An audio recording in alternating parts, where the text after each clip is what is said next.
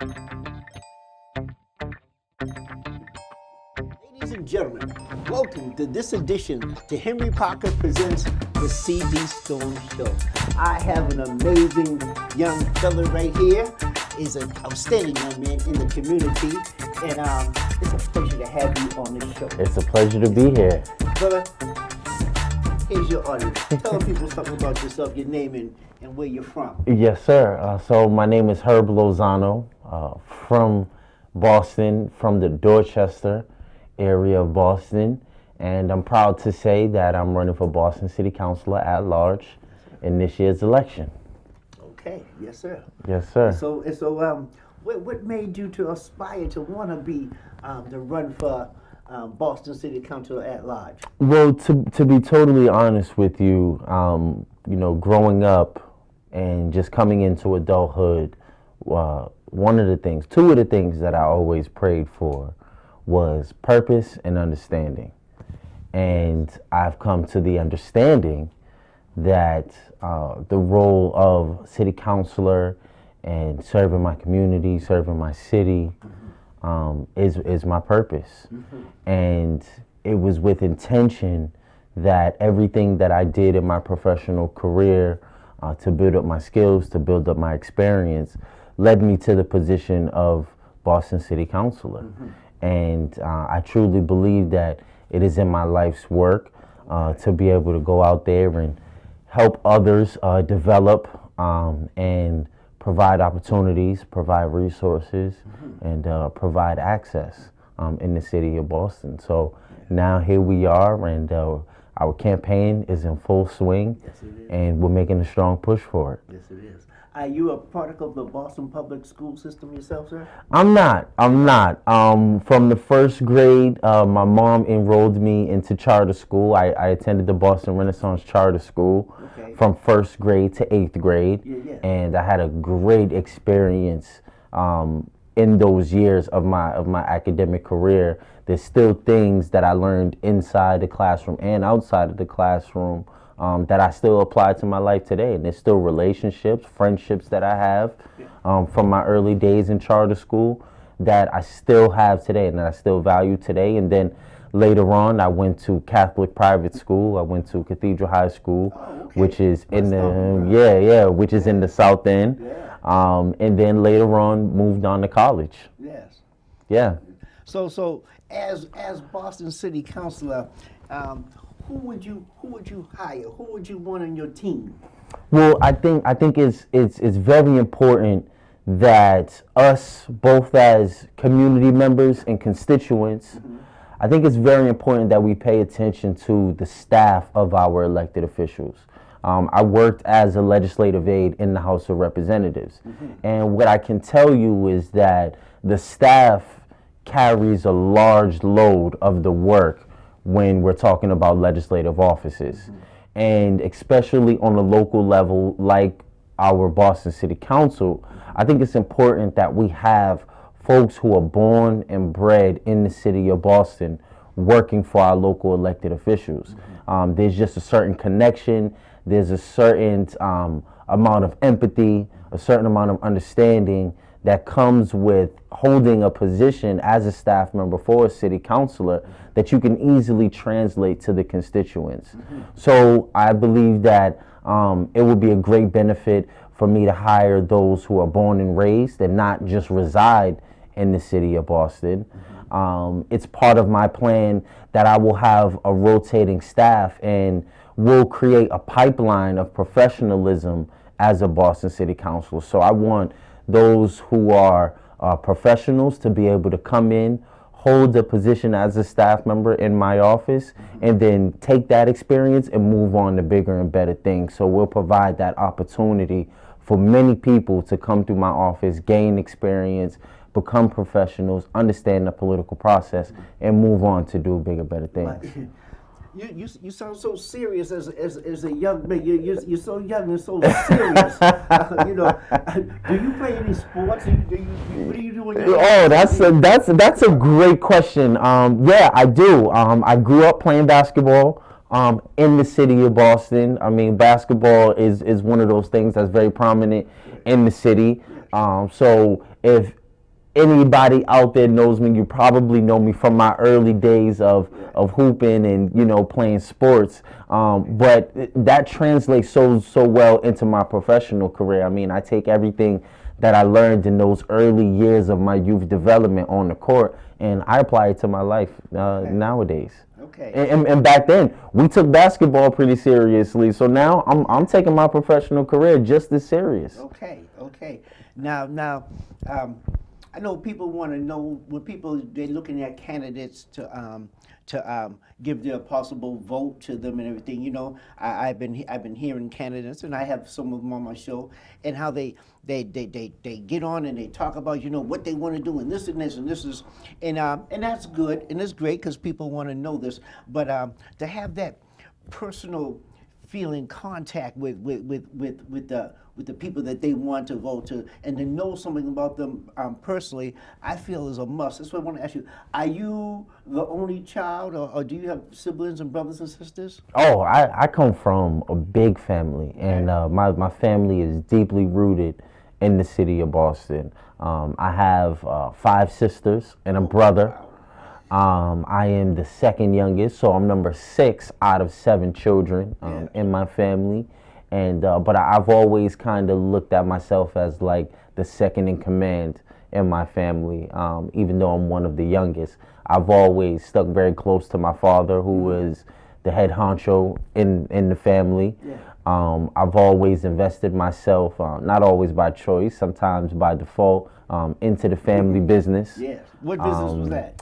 My dad owns property in the city of Boston, so he's a property owner, and he rents out his apartments to tenants in the city of Boston. So from a young age, he instilled hard work ethic into me through carpentry and construction. So while most kids were waking up on a Saturday morning eating cereal and watching cartoons, I was getting up and putting hammer to nail. And again, something that translates into my life nowadays. So you ask me to do office work, that's easy labor. I come from hard labor. Good, good. And I see you're very visible in the public.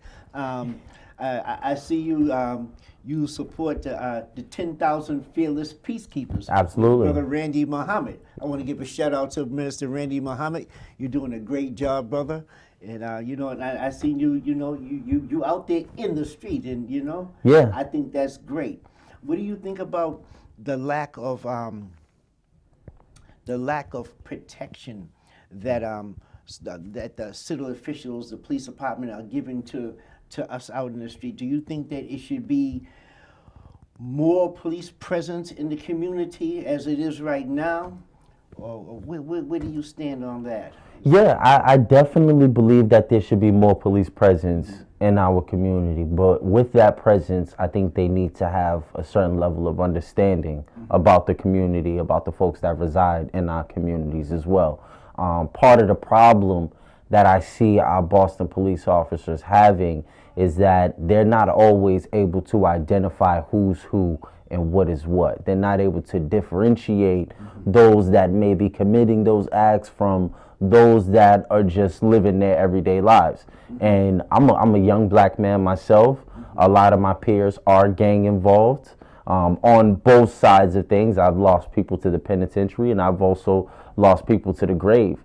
And I don't think that our city officials, number one, and our Boston Police Department has a full understanding of the culture in our communities. So part of it is that I do believe that they want to solve the issue, that they want to help out the community, but part of it is that they don't know how.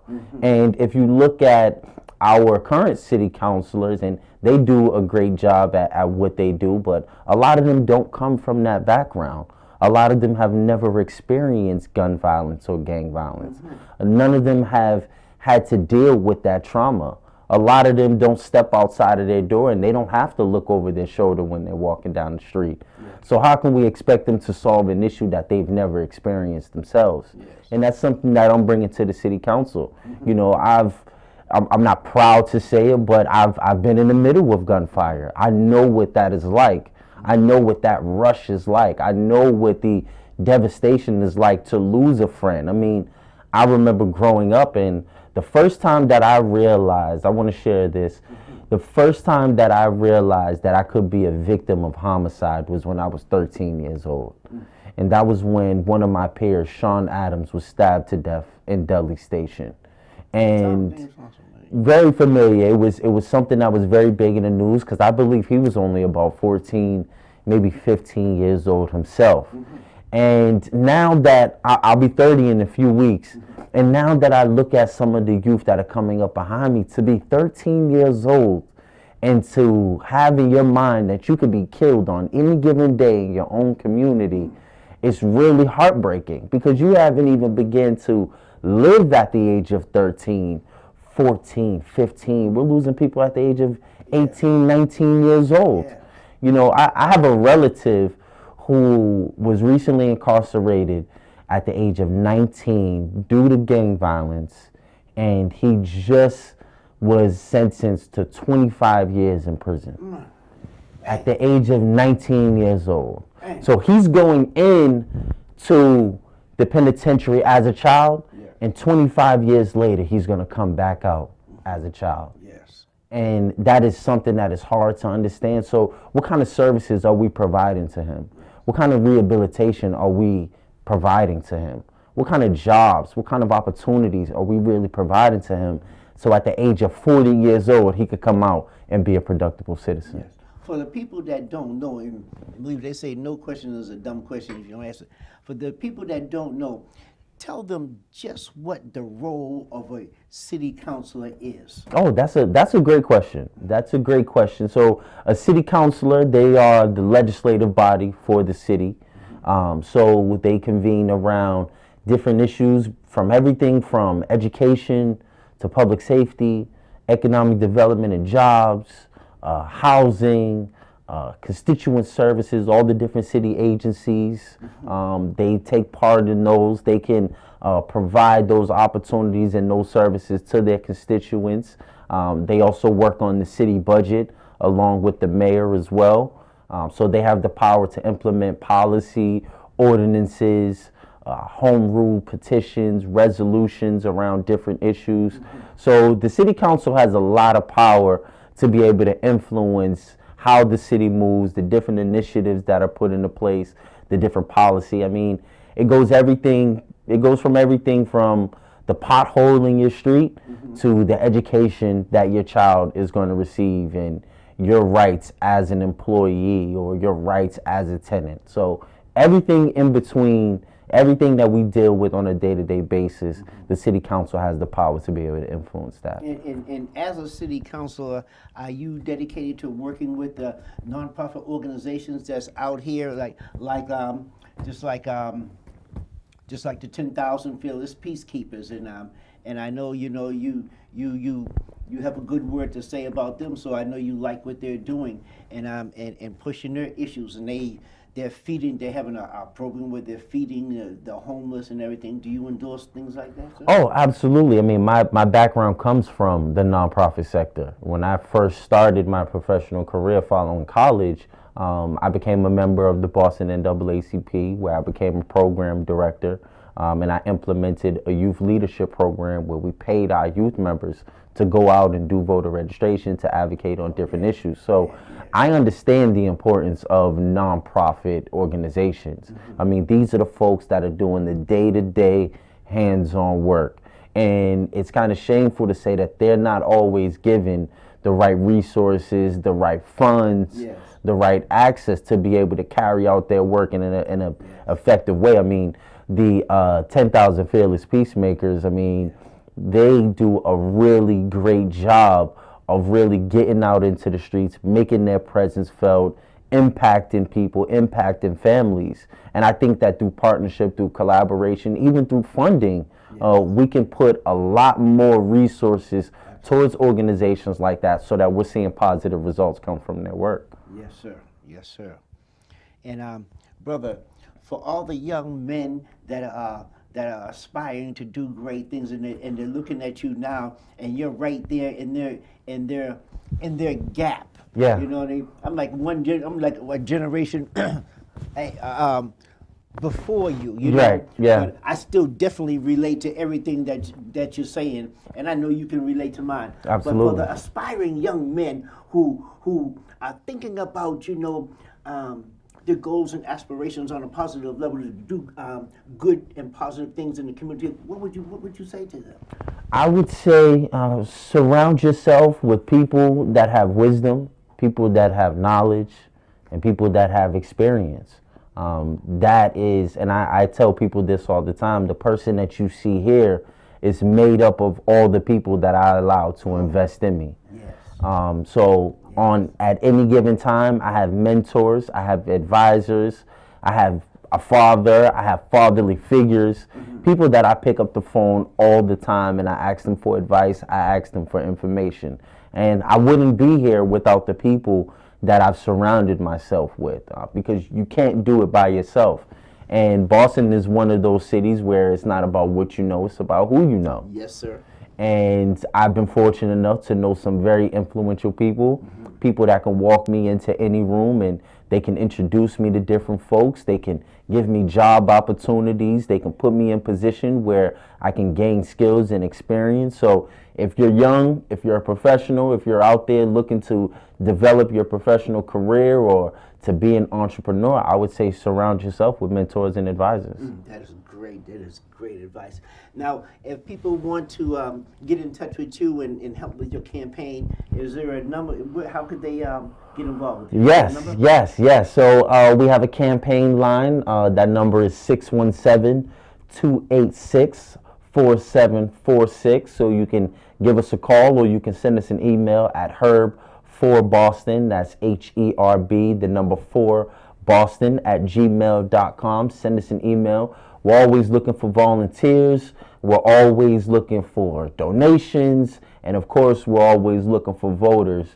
And you can also find me on social media as well. Herb A. Lozano on Facebook and on Instagram as well. So reach out. We're looking to engage as many people as possible. Give that number one more time. I know y'all was running to get the pencil. So yes. Give that number one more time, brother. So our campaign line is 617-286-4746. Okay, you got that? Brother, we're gonna stay close to you. You got to come back and do a part 2 and Yes. let us know how it's going on. Before that, what is the voting date? Yes, so the preliminary election is September 24th. That's a Tuesday. And then the general election is November 5th. And there are 5 things that I want everyone to know about this election. So the first thing is the election date. We have the preliminary September 24th. And then we have the general election, November 5th. The second thing that I want people to know is to check your voter status and your polling location. So you could go to the state's website and you can type in your name and address. That will give you your voter status. You want to make sure that you're an active voter. And you also want to make sure that you're going to the right polling location. The third thing that I want folks to know is to bring proper identification. So you can bring a driver's license, a passport, a utility bill, or a rent receipt. All those things will suffice as identification. Another thing that you want to know is the difference between a district race and an at-large race. So everyone who lives in the city of Boston, you're going to have a section for your district city council candidates and then your at-large candidates. I'm number 12 on the ballot for the at-large candidates. And then the last thing you want to know is that you get 4 votes in an at-large race. So use all 4 votes if you feel necessary. I would say research the candidates and use your 4 votes wisely. Man, that was great information. Great information. And a lot of people, believe me, they didn't know that. You running for city council, it's not for like District 11 or District 5. You're running for Boston City Council at large. At large. Covers it all, huh? Which covers the entire city of Boston. Roxbury, Dorchester, Mattapan, Hyde Park, JP, West Roxbury, Roslindale, Alston, Brighton. If you live in any of those parts of town, South Boston included, if you live in any of those parts of town, you can vote. And also, another thing that I want to point out is that if you're an ex-felon in the state of Massachusetts, you can vote. So that's very important as well. Okay. What about people that are presently incarcerated? Do they have any kind of voting any kind of voting prisoners while they're still in prison? Is that in place now? They don't. And I heard, and I'm not sure how true it is, but I heard that there's an advocacy group that is looking to give the right to vote to folks that are incarcerated. That would be great. Yeah, and I think that they should. I mean, we have plenty of people who are incarcerated who are educated, Absolutely. who are getting their education, who are still civically engaged. So I think that they should have their right to vote. Yes, yes. Well, ladies and gentlemen, that's going to wrap it up right now. You going to come back and do a part 2? Yes, sir. Absolutely. Absolutely. We'd love to have you. Yes, sir. We're going to keep an eye on it. Ladies and gentlemen, that's going to do it right now for this edition to the Henry Parker Presents the CD Storm Show. Thank you for tuning in. And don't go too far because we will be right back. Yes, sir.